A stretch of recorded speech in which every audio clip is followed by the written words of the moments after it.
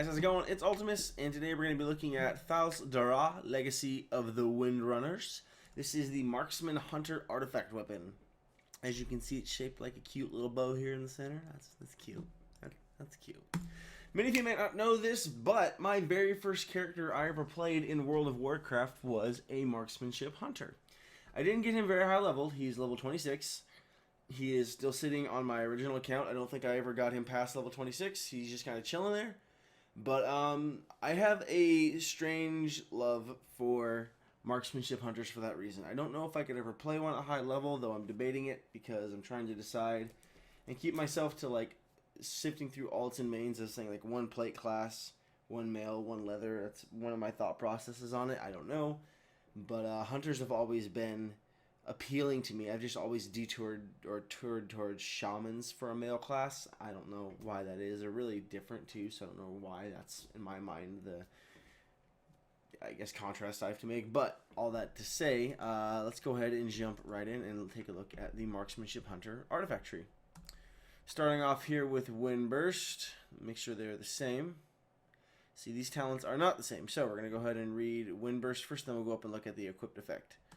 Windburst is a ability that focuses the power of the wind through your bow, dealing 500% damage to your target that leaves behind a trail of wind, increasing the speed of any ally in the wind trail by 50%. Now, that doesn't sound all that impressive necessarily, but I find that the utility of that is going to be great. And as a warrior, so someone who is going to be able to synergize fairly well with hunters, that's kind of exciting because mobility is always one of the things that warriors struggle with. So kind of a cool concept, especially if you can line it up right. And again, I feel like good hunters will take advantage of this and fire this through their allies into the enemy rather than just firing it off willy-nilly. So kind of a cool mechanic.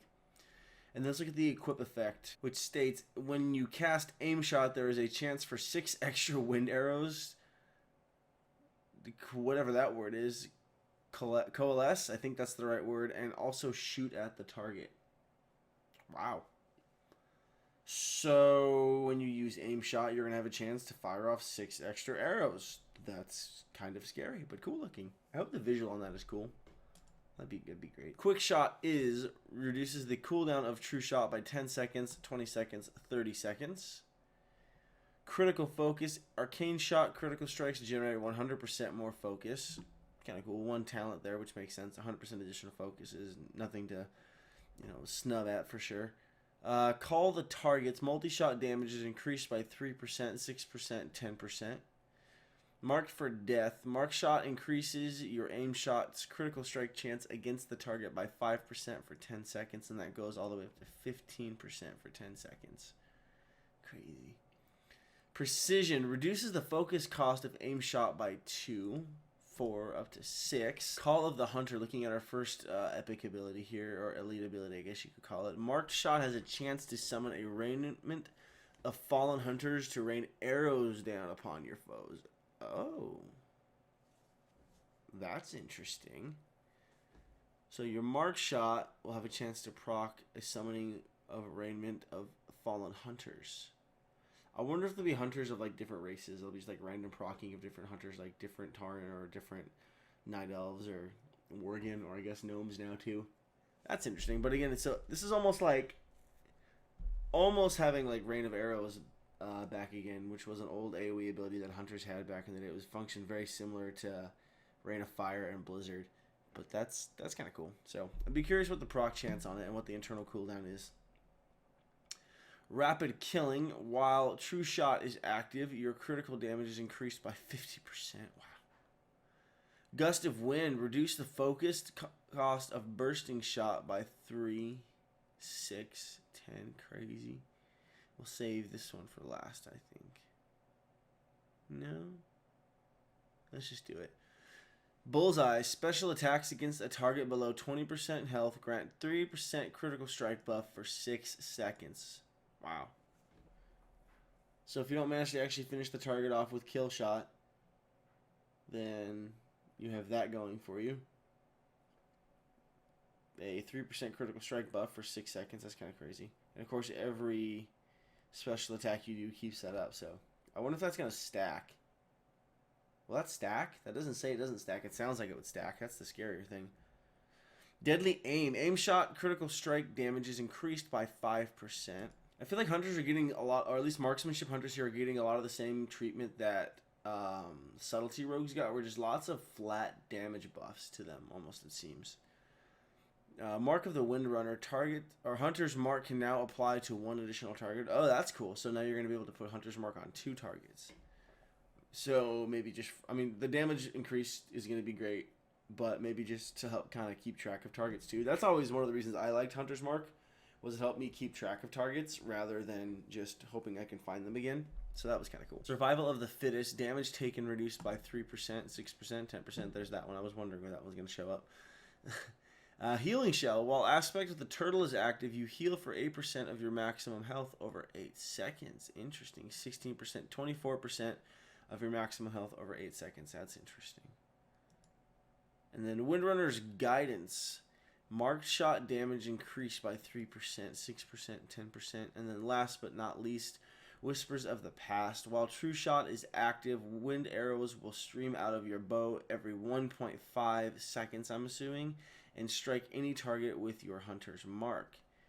Interesting. So, I mean, I think on the surface, overall, nothing that's too exciting or makes you go, oh, that sounds epic. But I feel like a lot of these changes and these things that are going to be implemented in are going to help keep Marksmanship Hunter damage on a more consistent basis compared to like Beast Mastery. Because the thing about Beast Mastery is there's always damage going out, it seems, between the pets, the hunter itself, mostly just the pets, and of course when you summon Zoo, even more pets.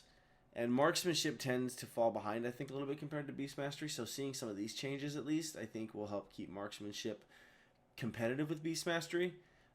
Whether or not it will be fun and engaging to play, that's yet to be seen. The procs and the effects sound cool, but there's nothing that's really gripping my attention that makes me say, oh my gosh, I have to play a hunter. I mean, as long as hunters are effective, then that's going to be great. Because sometimes I think it's just the idea of playing a ranged class that's half the fun. You're a ranged assassin, more or less. I don't know, just thoughts on that one. But even like some of the more epic abilities or legendary abilities that we're seeing up here, just none of them necessarily stick out like they do with other classes. So I'm curious to see what they'll be like visually and how effective they'll be once we get into the Legion beta. So that's all there is to that. So I feel like some of these talent trees feel shorter and smaller than others, though I can't imagine they are, because people would lose their minds if they were. But I feel like some of these we go through really quick and others we don't. I don't know. Maybe it's just because of me interrupting myself and rambling and having things to say. Maybe that's what really makes the other videos longer, which is more than likely, actually. But yeah, I feel like there's nothing really here that's making me say, oh my gosh, I can't wait to try out Marksmanship Hunters. Which is a bummer because it is my favorite spec out of all the hunter specs. Survival definitely has my attention for sure, just because it is being changed so much, so I will keep my eye on it. But compared to Beast Mastery and Marksmanship, I always preferred Marksmanship, partly because I didn't want to have to mess around with the pet, and I just like the idea of a bow and arrow class. So I'm hopeful, I'm optimistic, but we'll have to see again what all this looks like in-game, flushed out, rather than just on pen and paper, for lack of better terms. So, but I guess that's going to do it for this video. I suppose there's nothing wrong with that. Every once in a while, a video that's kind of short, sweet, to the point is kind of nice, instead of me just rambling for 20 minutes almost. But alright guys, as always, thank you so much for watching. I hope you enjoyed. Please don't forget to like, comment, and subscribe. Share if you're into that sort of nonsense, and by nonsense I mean it's actually really helpful and I do appreciate it. If you haven't already, please feel free to follow me on all the different social media platforms posted on the channel, from the Facebook page we have to Twitter, where I'm pretty active and I'm pretty quick to replying back to comments. If you guys want to chat with me there, my Instagram is posted in the banner of the channel. And of course, with Facebook, you're going to be notified when I'm posting new videos every day, so you can keep track of those and not miss anything. And hopefully, if you're looking forward to something that I'm posting but I haven't posted yet, say your class or specs artifact weapon. Alright guys, thanks for watching, and I'll catch you next time.